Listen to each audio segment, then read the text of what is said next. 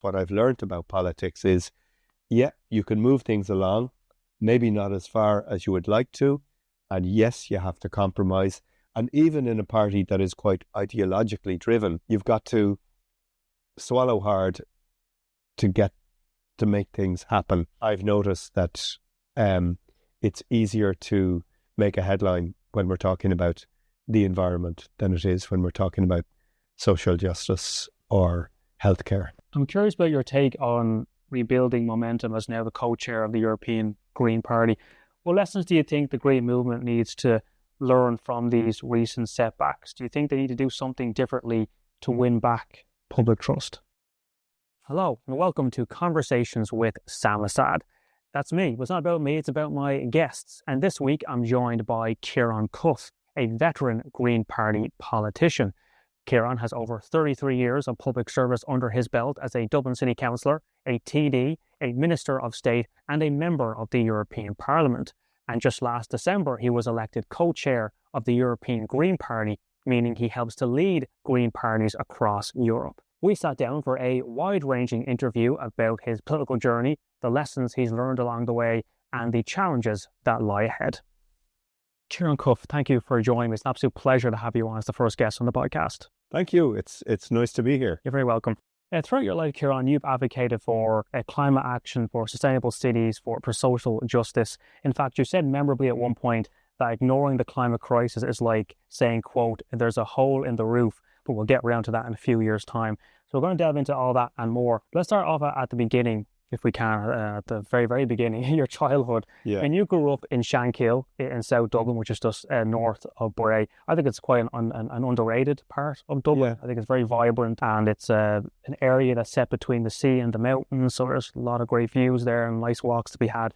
But it was considered quite rural back in your day from what I understand. Oh, absolutely. Yeah. And where I grew up is still very rural. Yeah. It's on the side of a mountain, Caddy Gallagher. And our neighbours to the left and right were farmers, Joey Whelan on one side and John Leeson on the other. And my first job was on John Leeson's farm, milking cattle and painting gates and snagging fodder beet. So I don't know what age I was. I remember I was paid £6 a week for it. So I must have been fairly young to have been paid that little back in maybe the late 70s. But it was a wonderfully rural part of South Dublin, just on the Wicklow border. But as time went on, and when I started college in UCD, the commuting on the 44 bus and the 45 was a bit of a pain in the neck. And eventually I moved into the middle of Dublin, and I really haven't moved very far since. And talk about early influences before you joined the Greens, because you've been passionate about green politics from a very young age. I mean, you were quite influenced by the social environment of Ireland in the 70s and 80s. I think a lot of that came from my parents, who would have been following what was going on in the United States. My late mother was American, but the foundation of the Environmental Protection Agency in the United States, I think, was important. And actually, when I was a kid, my dad went to the first United Nations Conference on the Environment in Stockholm. I think it was 1972, so I would have been 9 years old. And he went over there to give a paper about Irish travellers, actually. My mum and dad were very involved in working with travellers, traveller education, literacy programmes. And I guess that probably was maybe one of the first things that woke me up to environmental issues. And then a few years later on, one of the big environmental issues was the building of the civic offices on Wood Quay in the middle of Dublin. So there was a real public anger about people building on top of Viking Dublin. And I remember going on marches when I was in school down to City Hall, not too far from here, and saying it's wrong to kind of demolish Viking Dublin in order to build an office block. So gradually I sort of moved into becoming aware of the environment. Another thing though, we had a neighbour when I was growing up, a woman called Moira Millarney, and she was one of the people who set up the Irish Green Party, and she was larger than life. She had loads of kids, she home educated them, she grew her own food, and I think she was an influence both on my family and on myself growing up. And she became a county councillor then in the 90s. And in particular, your father, how much of an influence was he? Because he was an architect. He was involved in town planning for Dún Laoghaire and for Wicklow. I think he was a big influence. He sadly died when I was quite young. I was 17. I was still in school when he died quite suddenly. But he had been the county architect in Wicklow and then in Dún Laoghaire, the old borough of Dún Laoghaire. So he would have been building housing in the 50s and 60s in Sallynoggin and places like that. And I think he did have an influence on me and on I'm from a big family of 8 kids, and 2 of my sisters, Siobhan and Anne, studied architecture as well. And in my extended family, there's quite a few architects. So I think he did have an influence on me. He also introduced us all to the outdoors. He brought us kayaking up on rivers in the middle of Wicklow and gave me an appreciation of the environment, which I think was had a big effect on me growing up. You touched on earlier how you, as part of your studies, you went to UCD, and one of the parts I read about you was that your studies eventually led you to the city of Venice in Italy. You were given a scholarship there from the university. You worked with one of the big architectural firms there. I'm not sure about you, but I absolutely love Venice. I've been there a few times. It's so unique looking, and the architecture is amazing, and obviously a lot of history there. But what impact did that experience have on you living and working in a city like Venice? I remember that year in Venice as being a really relaxing one. When I was in college, I was doing a lot of campaigning to save Dublin, and we were occupying buildings and marching on City Hall, and I was arrested a couple of times. So it was tough managing the discipline of finishing a degree and being on the streets campaigning. So when I got that scholarship from the Italian Cultural Institute to go to Venice for a year, it was like, yes. And I loved it there. It's a beautiful, obviously a very ancient city. I lived in the heart of it, and I took classes down at the School of Architecture there. There was some great lecturers, a guy called Manfredo Tafuri, who was just one of the greats in terms of talking about the city and the heritage of older buildings. And that resonated with exactly what I had been doing in Dublin.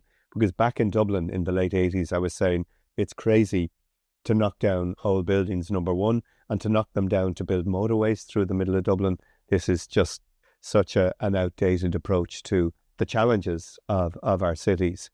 So I felt the year in Venice reinforced my belief that cities were important, and we had to improve cities, provide housing, provide green space, provide decent public transport. So living in Venice, walking around that city on a late November evening when the fog is drifting in and the tourists are gone, it's quite a magical place.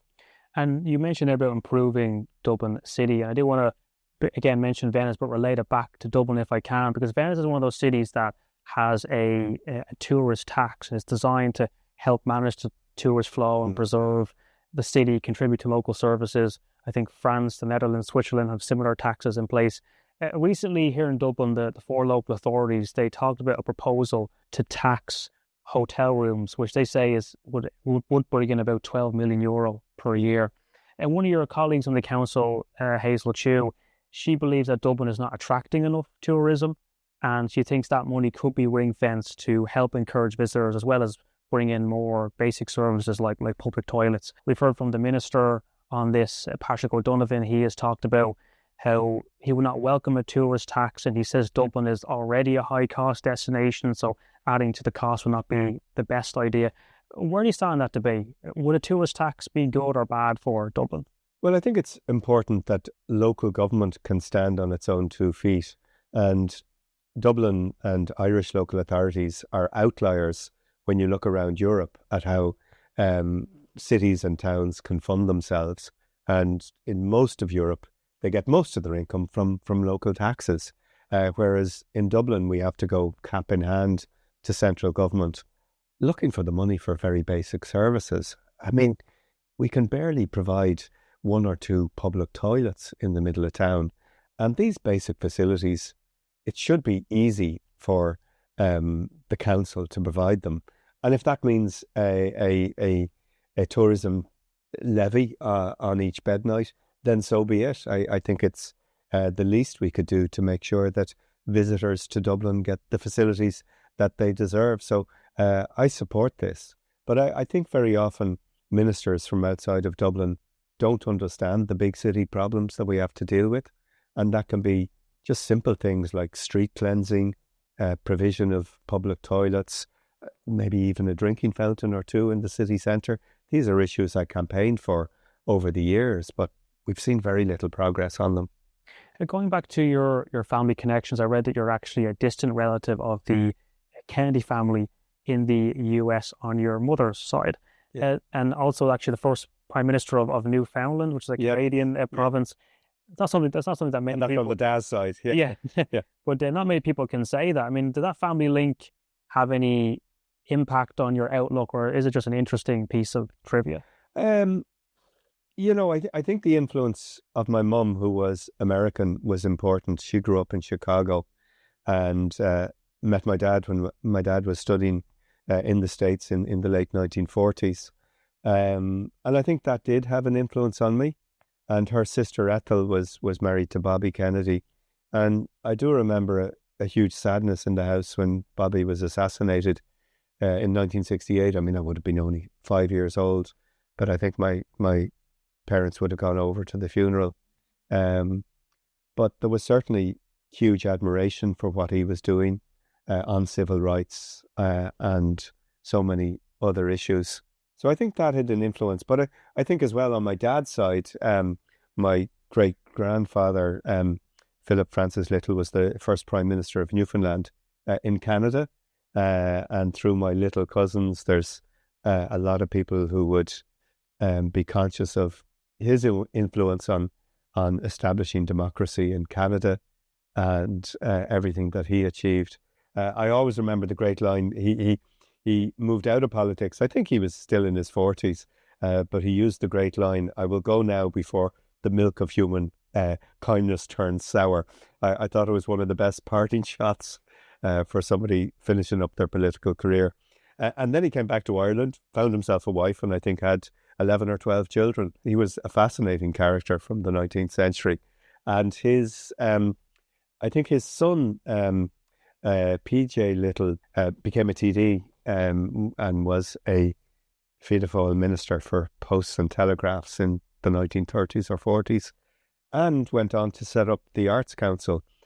So there's threads of politics on both sides of my family. But I often try and not focus on kind of who I'm connected to, but on what I'm doing myself. Because I think really in politics, it comes down to what you stand for and what you set out to achieve. And that's certainly what I've tried to do over the years. And before joining the Green Party in 1982, I mean, it was clear that you certainly believed in the Green agenda. Was there one moment, though, that made you want to make that next step to actually officially join the Green Party? Yeah, well, I mean, the Green Party was only founded back then, and I think 82, 81, I think I was maybe out of the country. I was perhaps studying in the States at that stage. And maybe my mum sent me a press clipping about this new party that was going to be set up. And the first meeting was going to be in the Central Hotel.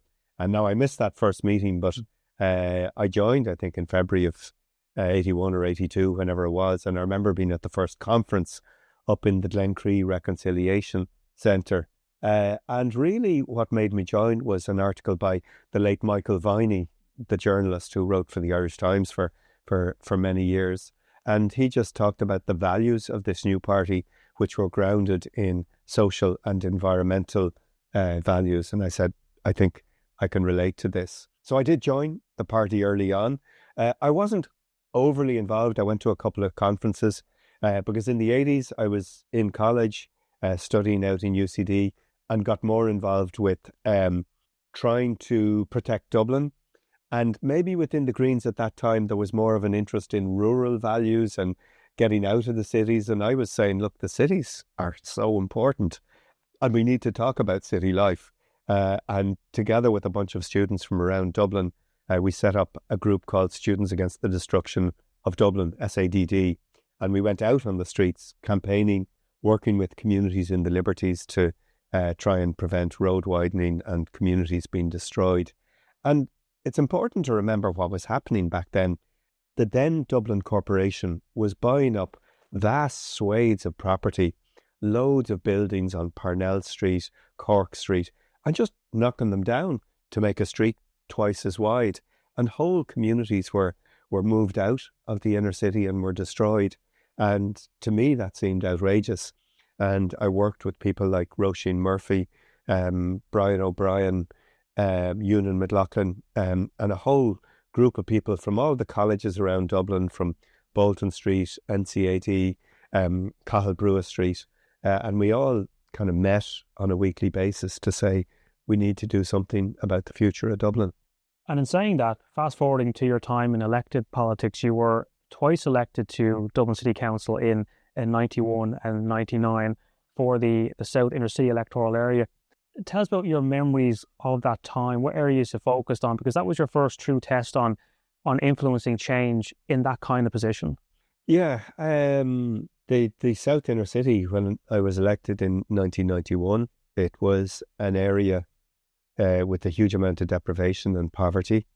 There was flat blocks in School Street, Fatima, Oliver Bond, Dolphin House that had no money put into them since they were built. So a huge amount of the work I was doing in the 90s was trying to get money for renovation, again from central government, because we didn't have the money ourselves. And there was big, over the years, we got renovation programs for Oliver Bond and for other complexes. Some of those complexes ended up being demolished more recently and rebuilt. And a lot of the discussions I had was, look, we're spending so much money on roads. Can we divert some of that money into other programs? And we had good cooperation across the political spectrum. We had something called the Civic Alliance, which Rory Quinn had a lot to do with, but also the late Carmen Siva Hedeman, who died within recent weeks. And she had a fantastic alliance of community candidates, people like Sean Dublin Bay Rockall Loftus, Vincent Ballyfermot Jackson, who's still a city councillor. So there was a lot of cooperation across the political divide on improving housing, on making sure public transport was provided. And the green issues, I mean, we talked about them, but not too many people in senior management were listening that carefully back then. And I would contrast that with my last period on Dublin City Council, 2014 to 2019, when pretty much everybody from the chief executives down, they got what we were talking about, and they wanted to invest in public transport, in better bus services, in walking and cycling. So over the 20 or 30 years, public attitudes and attitudes amongst decision makers really had changed. And one of the things that you worked on at the council was improving cycling across Dublin. You campaigned for cycle lanes on O'Connell Street in 95. I think in 96 you launched the free bike scheme. Yeah. And I mean, you are a self-professed avid cyclist. You cycled here today, for example. Yeah. And then you've been quoted in the past by saying, cycling is a huge part of my life. I am an all-weather cyclist. Yeah. And you biked here, you biked in places like Brussels, you cycled coast to coast across America, you cycled across France to Spain, I believe, back in 87, which is incredible. What is it about cycling that you love? I think you meet people when you're on a bike, just like walking, and they're somewhat similar, that when you go down a street, you chat and you say hello to people. And the same on a bike, you give a big wave. I was coming in today from Phibsborough, met somebody in the middle of Phibsborough, said, hey, how are you? That's not something that happens naturally in a car. You might raise the two fingers, but you don't get to say hello over the steering wheel, but you don't actually have a conversation with people. And for me, it's just part of my daily routine. You get a bit of exercise and you get to meet people, and whether it's on a bike or walking along, it's a social activity as well as a healthy activity. That year in Venice, you'd bump into people, not cycling, but walking, and you'd say, "Ci vediamo dopo sul piazza." I'll see you later down in the square. It was just natural that, nice to see you, we'll have a chat later on. And the same thing happens on a bike. When I cycle down Capel Street this morning, and you nod at somebody who recognises you, and it's a wonderfully social and health giving activity. And I think particularly as you get older, I'm in my early 60s now, just being on the bike gives you that dose of daily activity that you need. And it's very easy to become quite sedentary in your transport choices. So a bike is really helpful. It's healthy. It's good for the planet. And I think around the world, people realise this. There's a big conference, Velo City, that's run by the European Cycling Federation, and brings people together. I think it was in Poland this year to talk about the importance of cycling in cities and allocating space for cycling. Because in the late 20th century, roads took over as places for cars and trucks rather than for people. And we see this massive rise in obesity, in heart disease. So making it easier particularly for children, to be able to get out and cycle to school is, to me, an important way of tackling the rise in obesity and the rise in chronic diseases that come from lack of exercise. And it makes you feel good about the world as well. How big of an impact was it that last year we saw that the EU leader signed that European Declaration on cycling? I think that was important. And in my 5 years in the European Parliament, I sat on the Energy Committee and the Transport Committee. Transport Committee is quite conservative in how it goes about its business. And it was down to the resolve of the chair, a Green MEP from France, Karima Delli. And Karima really navigated that cycling declaration through work with the European Commission and the Council of Ministers. And it eventually passed, which showed that the dial had moved, that cycling is seen as an ordinary day-to-day activity now. And I'm glad to say we do see senior decision makers on their bikes, and it's not seen as being completely out of kilter. Although it is in a few quarters. I mean, I saw Donald Trump giving out about Pete Buttigieg, the former transport secretary, who used a bike every day, and Donald Trump just can't get his head around this, which makes me just see leaders like Trump as being out of touch with where people are.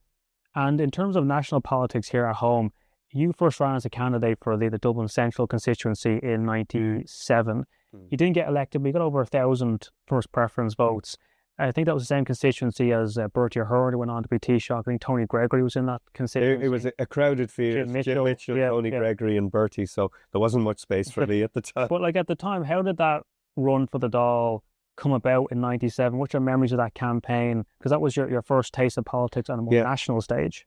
I think what's interesting is that when I was elected as a councillor 8 years previously, I really believed in local government and the importance of local government. So I didn't run for the Dáil in that election in, was it 92 or 93?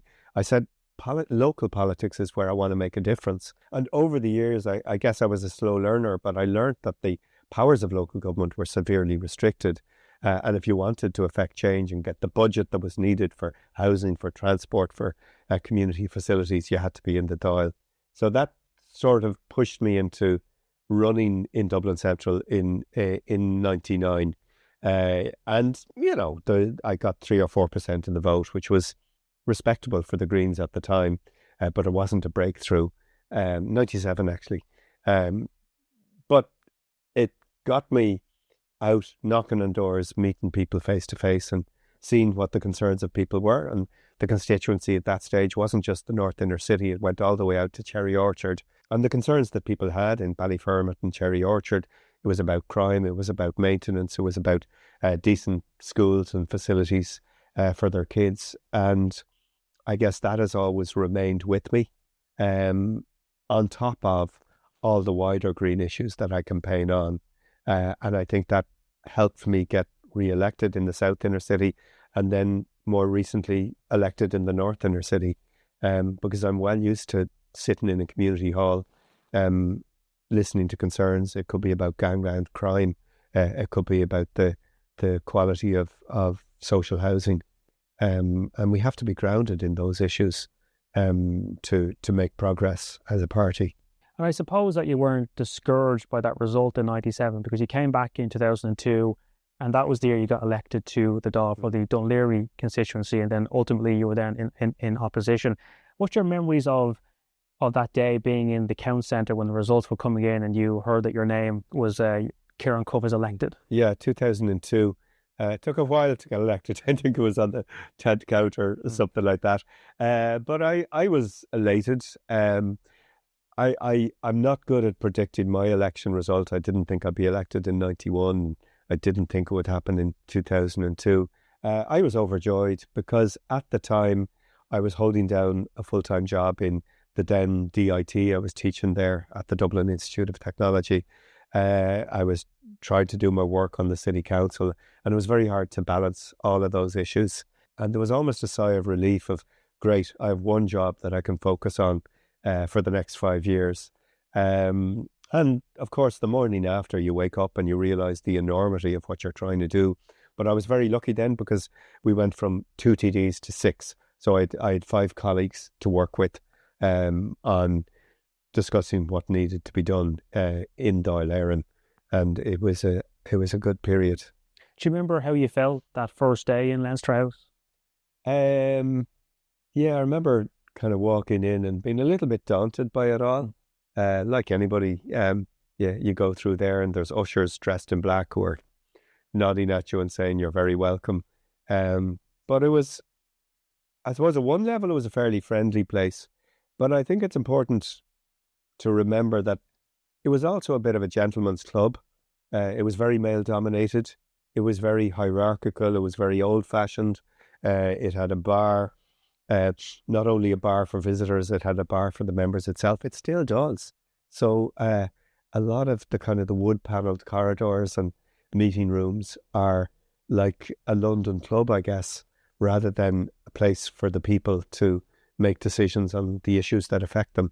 And then after your first term in the Dáil, you chose to go for re-election in 2007. You were re-elected in 2007. I'm sure you were delighted to be re-elected. I assume it was a real boost to you to know that the constituents trusted you to represent them for another term in office.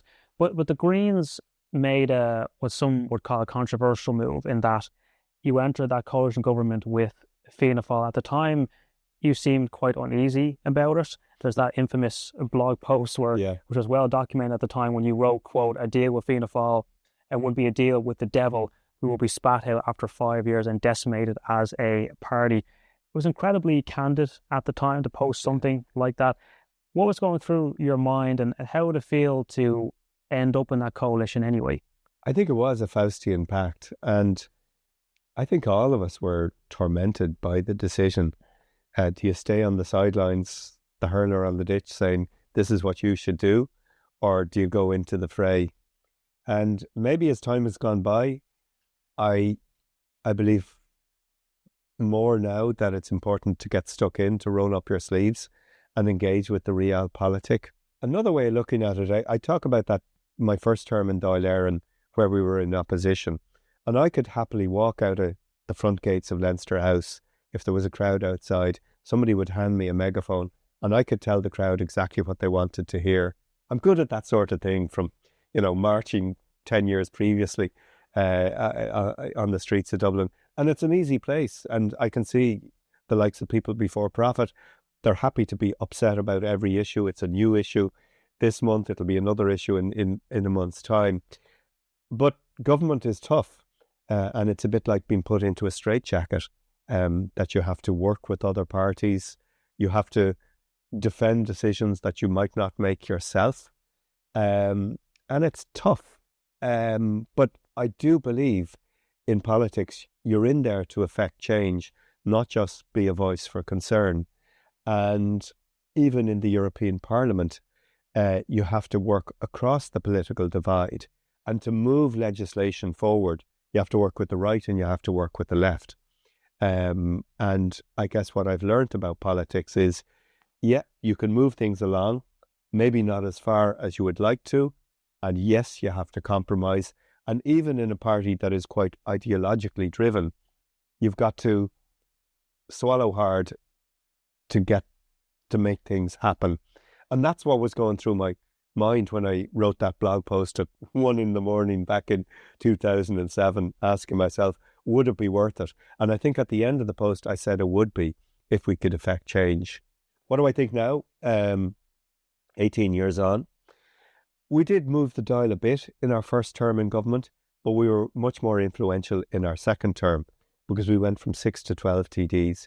And I think we moved climate change very firmly onto the political agenda, lowering public transport fares, making sure that there was a Climate Act passed, bringing in basic income for artists in the cultural sector. So I think we actually moved a lot more stuff forward in our second term of office. I would still argue it was probably worthwhile going in back in 2007. Were those concerns shared by anyone else at that time, any of your Green Party colleagues? They were within the parliamentary party. I think John Gormley wanted to go in, Eamon Ryan wanted to go in. Trevor Sargent was somewhat more cautious, and he stepped down as party leader because he had said he wouldn't go in as leader with Fianna Fáil. So the concerns were shared. But the other thing I think I've learned is that rather than sort of painting each political party with a label, I start looking at the people I get on with within another party. So it's dangerous to paint Fianna Fáil with one brush, or Fine Gael or Labour. There's like-minded people in every party, and particularly in the European Parliament. I learned to reach out across the political divide and have a cup of coffee with somebody who I didn't necessarily get on with that well, but you would always find issues that you could work on. We saw in 2010 in that cabinet reshuffle, you were given the portfolio of Minister of State for Horticulture, Sustainable Travel and Planning. And that sounds like a broad, and I'd imagine it was a tricky portfolio. And that was at a time of huge economic strain as well. What were the biggest challenges you faced as a minister? And also, were you even expecting to get that job? Yeah, there was an expectation that we would have some kind of a reshuffle at the halfway point. The ministry I got was a real mess spread over 3 different portfolios. I mean, I think the formal title was Minister of State for Horticulture, Sustainable Transport and Travel, and Planning and Heritage. But basically, I had an office in the Department of Transport, the Department of Agriculture, and the Department of the Environment. I knew the government would not last, and we had an important piece of legislation, a Planning and Development Act that was going through, and I really focused on delivering that legislation. And that planning law stood the test of time. It put a core strategy into development plans. It put climate change in as a consideration into planning. And it stopped a lot of the random rezoning that had been a huge political issue in North Dublin and elsewhere over the years. So I got that over the line. And then we published a climate bill that didn't get approved. We also published a bill that would establish a mayor for the main cities in Ireland. That, again, didn't get across the line. But it was a crazy period when there was huge pressure on government. I mean, I remember that time, 2007 to 2011. It's like we started off driving along on a hill that was going down, and the hill just got steeper and steeper and steeper. And by the end of it, it was like an episode of In the Thick of It, that people were looking at their phones and using expletives to talk about what was the latest thing that had happened. I mean, the country and the economy had gone in a nosedive, and we were trying to just keep the country intact. And what I do remember from that time is, you know, when there's a crazy thing happens like that, there's some people who rush towards the issue and some people run away. And I actually remember Eamon Ryan really engaging with the financial issues. He was on the phone to Brian Lenihan, to Brian Cowan, to the head of the central bank, to the head of the Department of Finance. And he went in, he kind of ran towards the fire rather than away from it. And I certainly remember a lot of Fianna Fáil ministers who, to use that Simpsons meme, they kind of disappeared into the hedge. And it's something I admire Eamon for. I also remember that Eamon, he really got the rest of us in the parliamentary party to engage with the issues. So we would be sitting in the room with Alan Ahern, who was one of the advisors who was brought in, or with Brian Lenihan. And I think we had more access to information than certainly any Fianna Fáil backbencher and that was quite important in the middle of that crisis. But ultimately, that government was heading towards the wall, and it ended with a loud bang in early 2011. And Fine Gael came in and pretty much implemented the policies that we had put in place that autumn to get the country's finances back on track. How difficult was it for the party to make that decision to walk away in January 2011? I think it was one of the most difficult decisions we made. I mean, I was seeing the climate bill and the mayor's bill coming through and almost over the finishing line, but I suppose eventually I recognised that we weren't going to get that legislation through. There was crowds outside Leinster House who were angry, and they had every reason to be angry because they had been led down the garden path by manifestos of Fianna Fáil and others that promised the sun, the moon and stars. So I was kind of angry and upset, and it was a tough campaign. But we did run for re-election, whereas a lot of people in Fianna Fáil simply took retirement. And I'm proud of having ran for a re-election, even though we got a lot of anger on the doorsteps. But despite the fallout, would you say that the Greens still made a valuable contribution in that government? I think we did make an important contribution. I remember going to represent Ireland at the climate talks in Mexico in, I think, November of 2010. And it was important that there was a Green voice at that talk to keep the issues around climate action alive. So that's one of my memories of that time. And I think we did get certain achievements across. I mean, with hindsight, you might say, look, we shouldn't have gone in, and we would have stayed clear of the economic crash. But you don't have that wisdom when you're operating in real time. And of course, the Greens did lose every seat then in the 2011 election. So I suppose you're right in a way when you said that you would be decimated as a party. But on a lighter note, though, there was this humorous bit of information I came across about your time with the Dáil, and it involved a moment when you apparently posted photos from inside the Dáil bar and later apologised. You genuinely didn't know it was off limits. Yeah. Was that just a rookie mistake? Like, what happened there? I think it was the night of that civil partnership legislation was approved. It's amazing to think back to that period that we couldn't get all-party agreement on marriage equality, and TDs at the time like Leo Varadkar opposed marriage equality. So how the world has changed. But we did get civil partnership legislation into the programme for government. And the night that legislation was approved, there was a rowdy crowd in the Dáil bar, and I think I took a picture and put it up on what was then called Twitter. And I mean, I love social media, and a lot of people were kind of new to it. And it turned out that the small print of the rules and regulations of Leinster House said you can't post photographs from the bar. So I was tapped on the hand and told, don't do it again. But that was such a different time. I mean, I remember walking in wearing a suit, but a T-shirt rather than a tie, or maybe it was a shirt without a tie. And the usher came up to me and said, it's a tradition of this house that members wear a tie. And I remember Tony Gregory didn't wear a tie, and I said, it's not a tradition of mine. But people were a bit upset that I wasn't wearing a tie all the time. And look, on the one hand, I acknowledge that, look, it is a huge privilege, and it is a huge thing to become a member of Dáil Éireann. But I don't think that necessarily means you have to dress like an office worker to hold that office. And since then, a lot of our Teachta Dála would simply wear the ordinary clothing that they might wear in a conversation with a constituent, or that a constituent would wear. But real lesson learned there, I suppose. Yeah. Look, there's rules, and you have to carefully navigate them.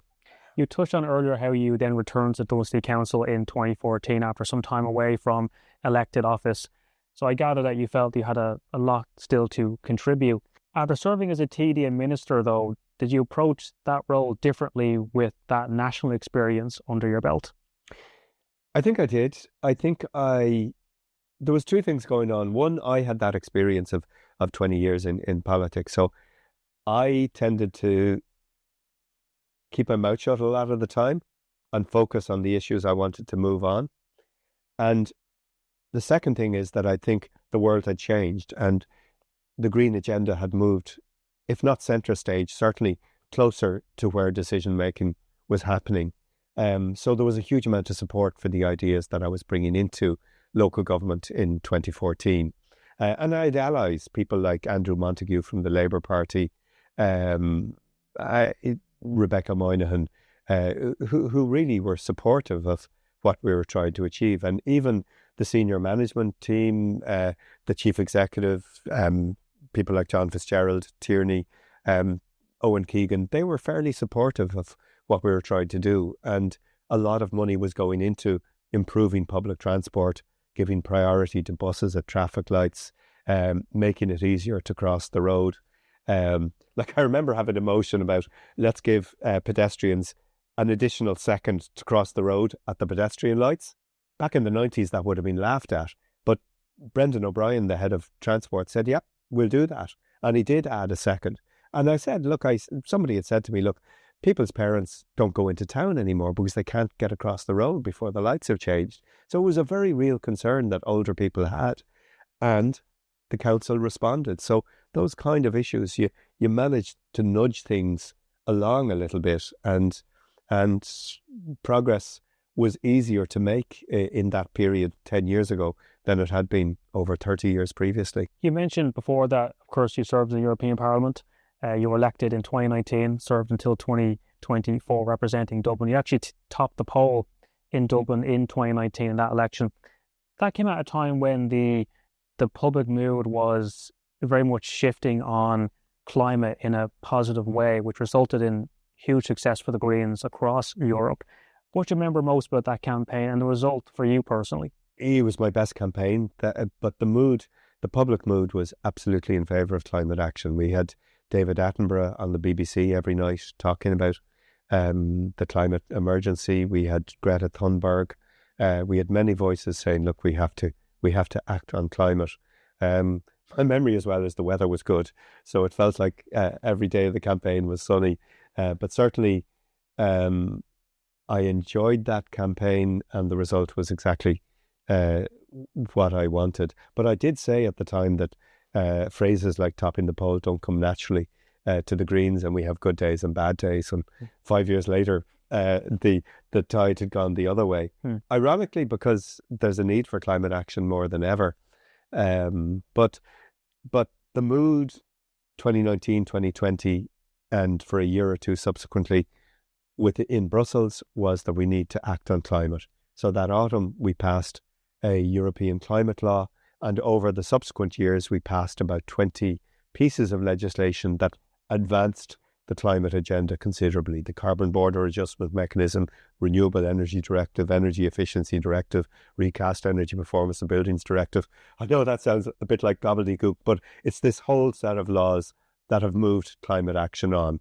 And yet there's been a pushback over the last year with the rise of the far right in Europe, with people saying, oh yeah, we have to act on climate, but there's other more important things. So I'm quite worried at the moment.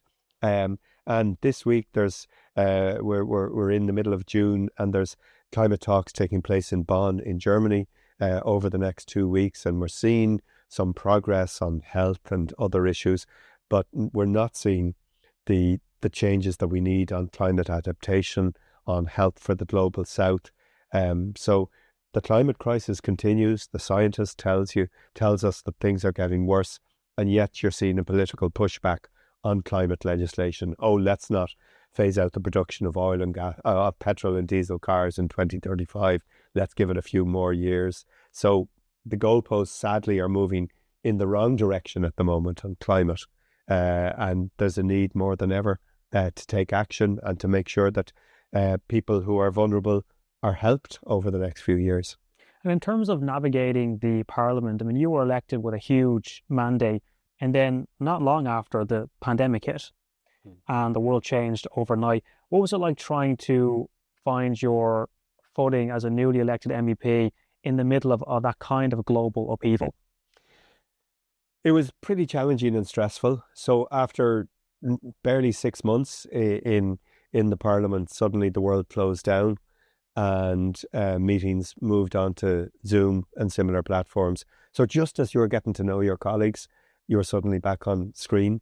And that was a difficult period to move things on. So the legislation slowed down. And then over the next year, we gradually moved back into face-to-face meetings. I still get quite a bit of flack of, why are you travelling? Why are you going to Brussels? We can do all of this on Zoom. But when it comes to negotiating complex legislation, you have to look people in the eye. You have to go into a huddle. And when you try and look at somebody in the eye on Zoom, you're actually looking at the camera, not at them. And you can't have those side conversations of, look, I can move a little bit on this if you move on that. I mean, of course, you're going to break out rules, but it's not the same. And the art of negotiation happens 10 times easier when you're in the room. And even during COVID, you'd be in the room, you'd all be wearing masks, but you'd have to go into a huddle in a corner to say, look, Article 57B, can you live with a 10% change in this if we help you out on this? That's where the magic happens. And it can happen at 3 o'clock in the morning in what they call a trilogue, one of these big meetings where you bring together the European Commission, the Parliament and the Council of Ministers.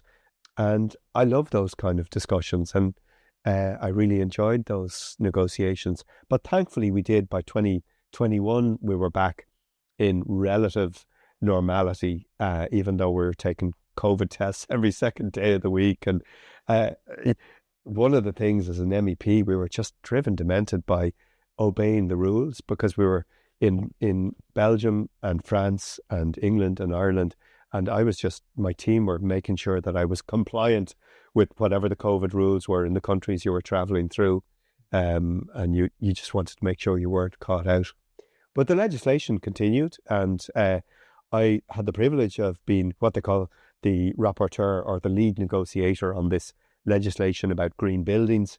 And we got it across the line just a year ago, back in April of 2024. And that is starting to have an impact now. And I'm still being dragged into conferences all around Europe to talk about what this legislation is that says we have to improve the energy performance of buildings, and how are we going to achieve it? Is it heat pumps? Is it solar panels? Is it insulation?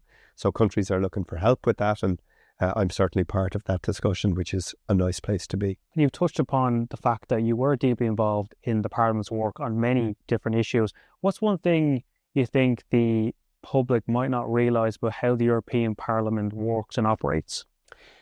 The European Parliament is a bit different from, let's say, Westminster or Dáil Éireann on Kildare Street, in that when a government, after the elections, instead of forming the government and the opposition with a crowd of people roaring at you from one side and a crowd of people making decisions on the other, we actually form new alliances with every piece of legislation.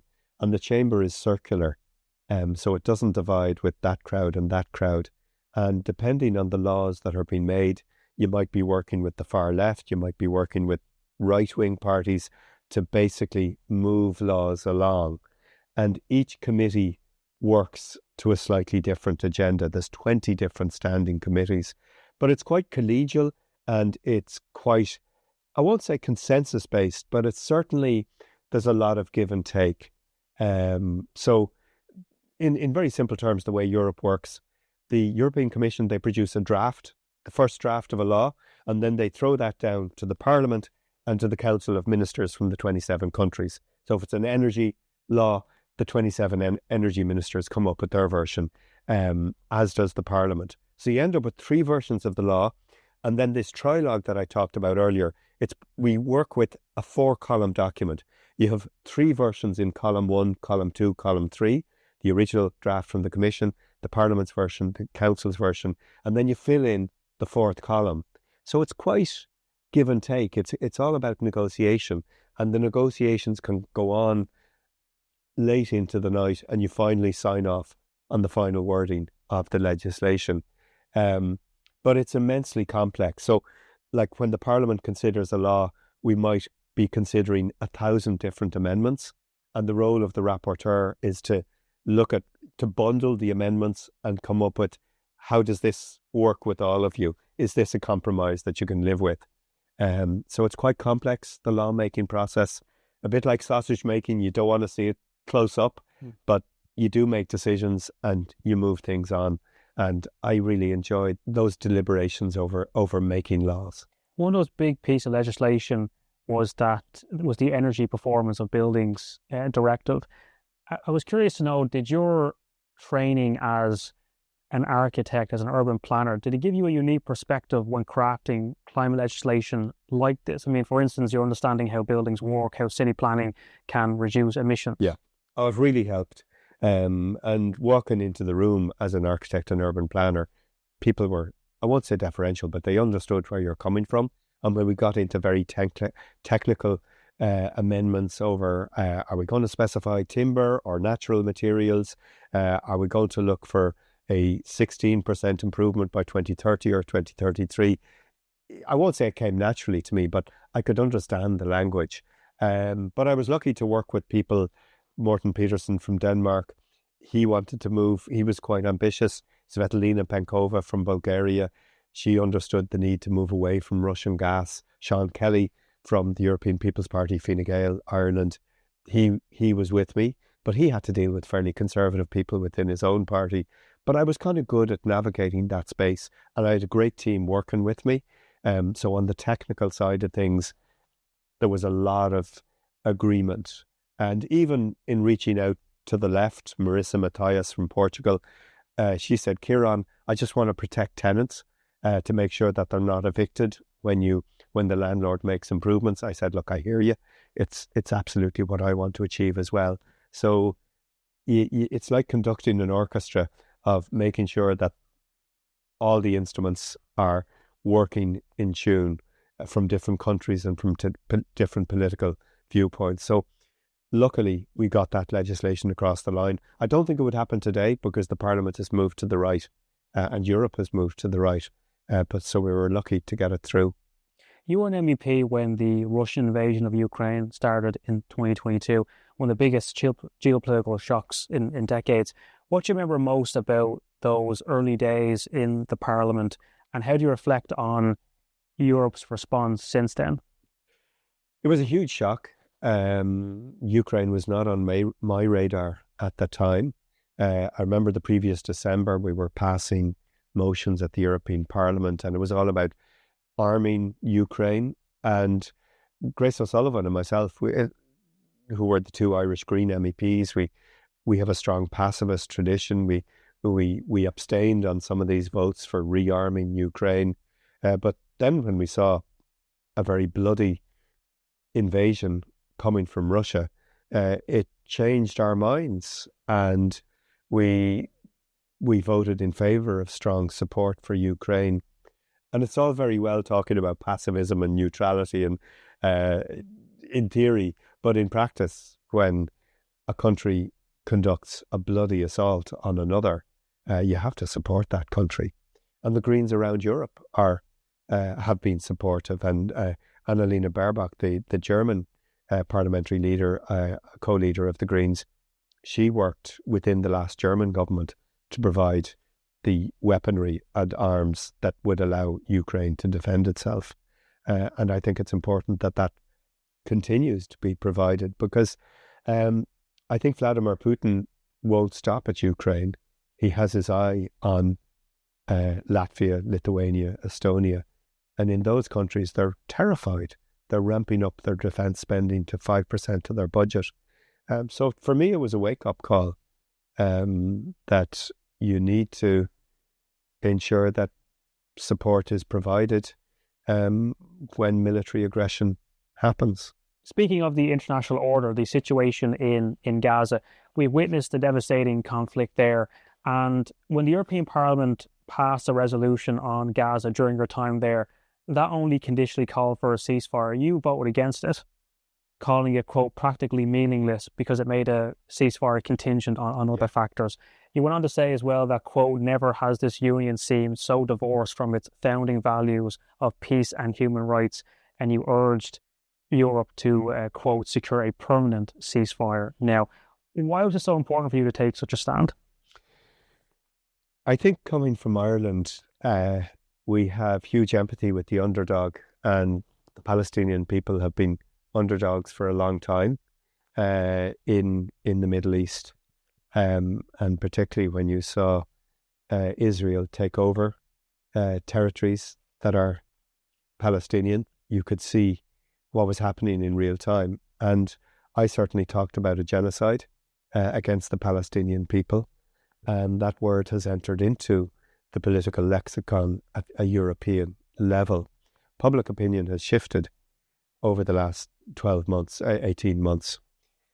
But it's got to be remembered that for many Europeans coming from Germany and Austria, the long shadow of the Holocaust casts a very dark colour on their actions, and they are very reluctant to criticise the state of Israel. I do think that is shifting.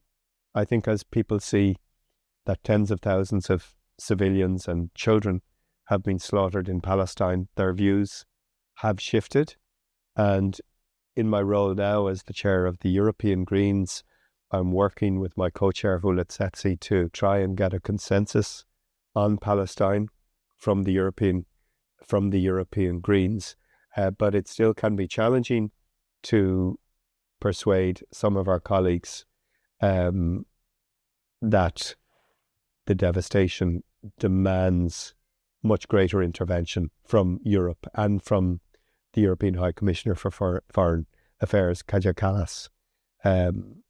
So the dial has shifted, not far enough, and the killing continues. But I just hope that as the tensions in the Middle East escalate with the conflict between Iran and Israel, that the Palestinian people are treated with the respect that they deserve. And we're seeing greater recognition of the state of Palestine from Ireland and from other countries around Europe. I think that's a hugely important step that will hopefully lead to an end to the conflict. You've mentioned the latest from the Middle East there in terms of Israel and Iran.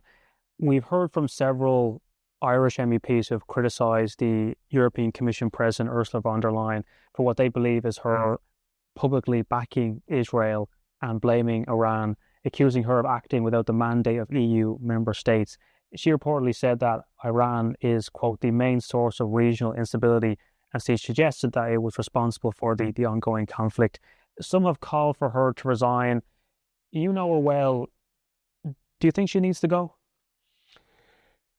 I think when you call for someone's resignation, you have to look at who might come in their place. And I'm not convinced that there is a more progressive European People's Party leader who would replace her. That's the real politic of what's happening there. But von der Leyen has been unashamedly pro-Israel. And in the days after the massacre in October of a year and a half ago, she shone the flag of Israel on buildings, European institution buildings in Brussels. That was almost understandable at the time because the massacre of 1,000 Israeli civilians was outrageous and awful. But since then, we have seen killings of biblical proportions of the Palestinian people. And I am concerned at von der Leyen's strongly worded statements in favour of Israel. I think right-minded people absolutely want an end to the conflict. They want to see the hostages released. They want to see an end to the bloodshed in the Middle East. And I don't think it's wrong to say that the hostages need to be released. Palestinian prisoners who've been held without charge in Israeli jails also need to be released. We need a two-state solution that recognises the state of Palestine and the state of Israel, and that recognises the right of Israel to protect itself. I don't think these are mutually in conflict with each other. And certainly within the European Greens, we are strongly supportive of Palestine, but also of Israel. And while certainly we would see Netanyahu as a war criminal, we recognise the importance of the people of Israel to peace and to protection. In 2024, just last year, you lost your seat in the European elections. It was a tough outing for the Green movement across Europe generally. You were at the heart of such major work over those 5 years. What reflections have you had since? Is there anything you could have done, should have done to reverse that result, or was it going to be inevitable? I think there was a backlash against the Greens in Ireland and around Europe. But we went from 70 to 50 seats, so 40% drop was tough. Was it inevitable? I think if I had just spent a lot more time in and around Dublin in that last year before the elections, it would have helped. But I actually needed to be in Brussels and in mainland Europe to get the legislation I was working on across the line. So I was down in Luxembourg, up in Stockholm, lobbying energy ministers and governments to support the legislation I was working on. So I might have kept my seat, but at the expense of not getting legislation across the line. That's certainly my kind of view on it a year on.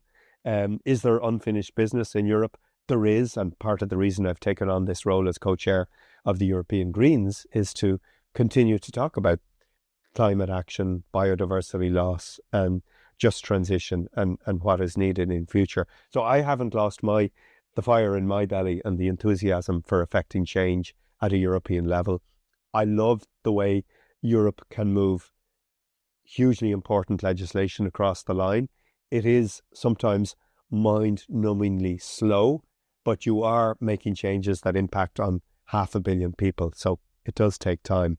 But I certainly enjoy the legislative challenges of Europe. And then we come to the November election last year here in Ireland, the general election. And I think it's fair to say it was a wipeout, except for one, of course. Roger Gorman remains in there as the sole Green Party TD. Looking at the Green Party's performance in that election, how did the result land with you personally?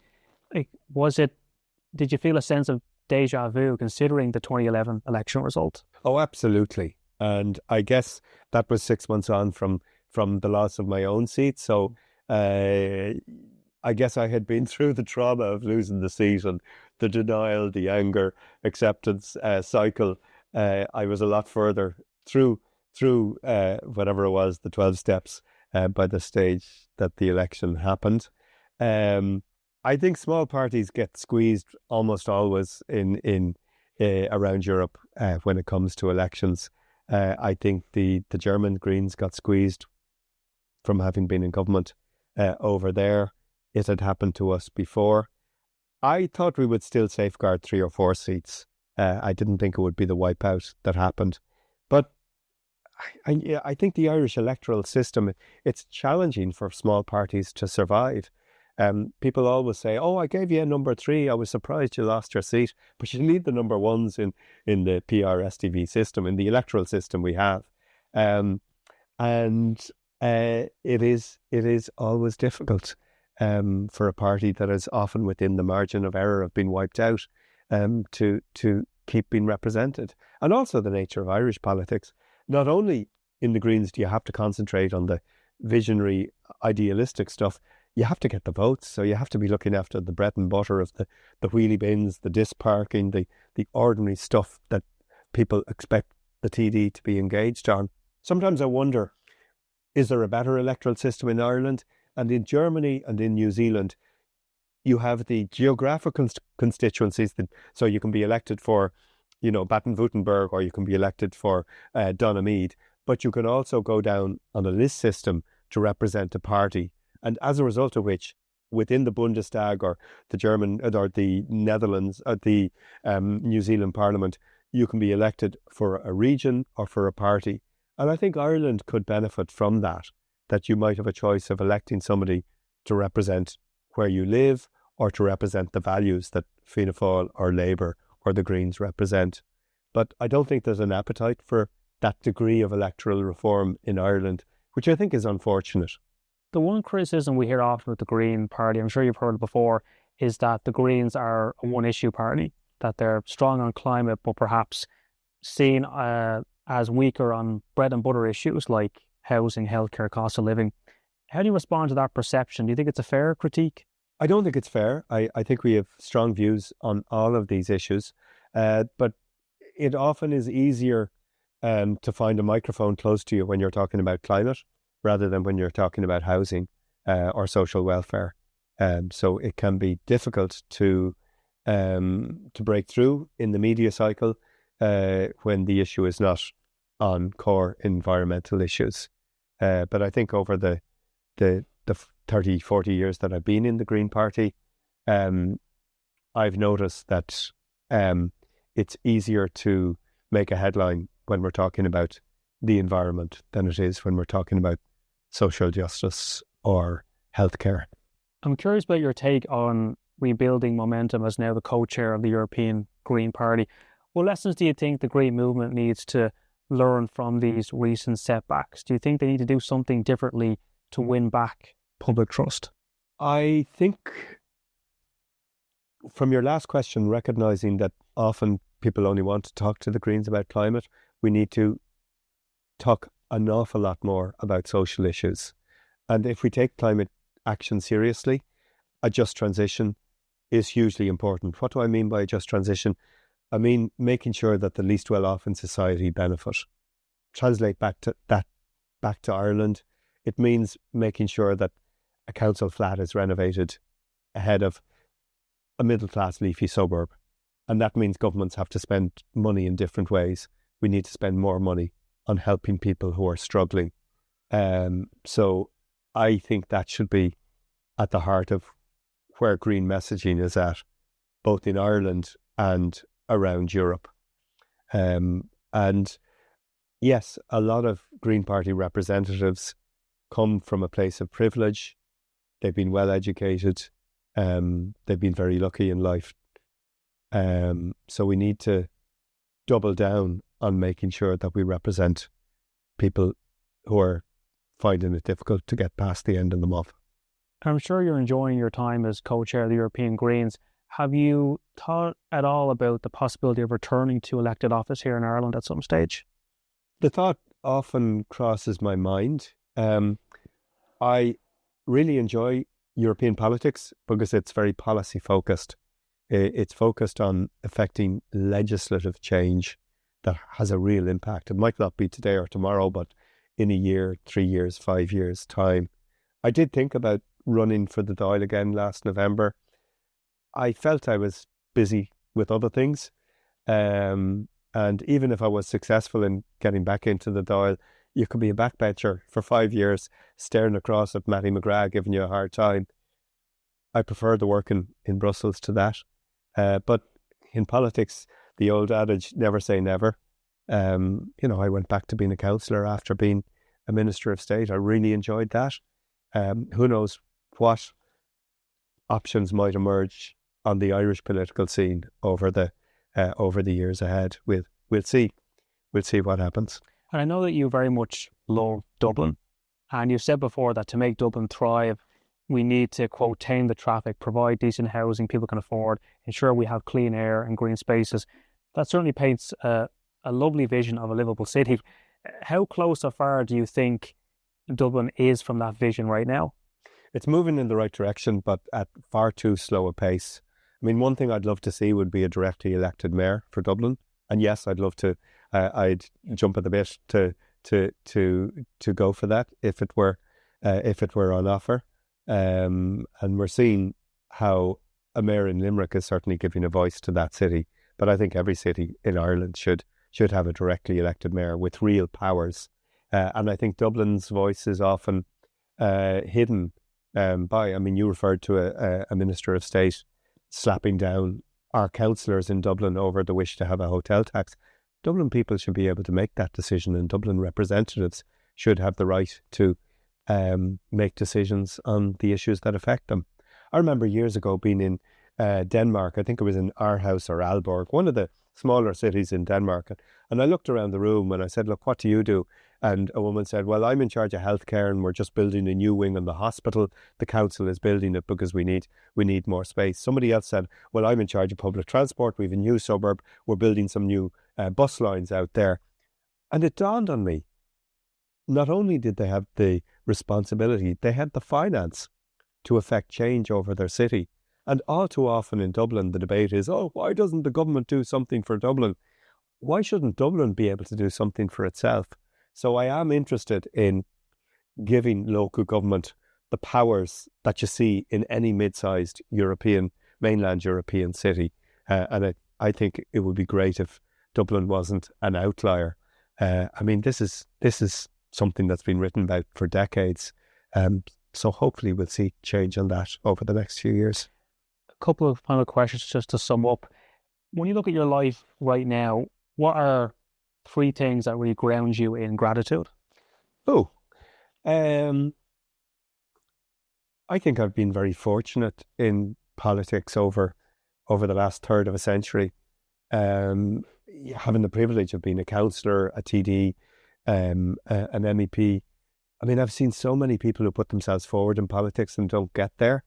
So it gives me gratitude that I have had the privilege and the pleasure of serving. I'm also so fortunate in having worked with great people, particularly at a European level, but even as a TD and Minister of State, just to have people in the office who bounce things around with you and who aren't sycophants. I think it's important that you have people telling you, Ciarán, that's a really crap idea. And I have been very lucky to have that kind of, to attract those kind of people who tell you not to do stuff as well as do things. And that's certainly something that makes me happy. And I'm very fortunate in having a partner and a family around me that have supported me in my political choices, and they make sacrifices to do that, because not everybody around you wants to be in the limelight, and sometimes for good and bad reasons they get dragged into it. I mean, I'm a very public person. That doesn't necessarily mean my family are. So I've been fortunate enough to be supported in those choices. If you could send one message back to your younger self, what would it be and why? I think I was always a very spontaneous person, and maybe I'm a little bit more reflective now. I mean, I know it's fashionable in Ireland to kind of mock those Americans who say, what's your 5-year plan? Where do you want to be? But I think I'd be a bit more reflective on what trajectory I was going on, and would have thought a little bit more about where would I like to be if I was to do all of this all over again. I mean, I was fortunate. I kind of sort of went at things saying, there's something wrong with Dublin, we need to get out on the streets, and that brought me into City Hall. I didn't start off by saying, oh, I want to be a councillor. And then I said, okay, I want to be a really good councillor. And then I realised, oh, maybe you need to be in national government. And then maybe a lot of policies come from Europe. So I perhaps stumbled into some of the political choices that I made. And if I had to do it all over again, I would be a bit more considered in the political road I went down. And finally, if you had to write the title of your own story right now, what would that be? I think it would be work in progress.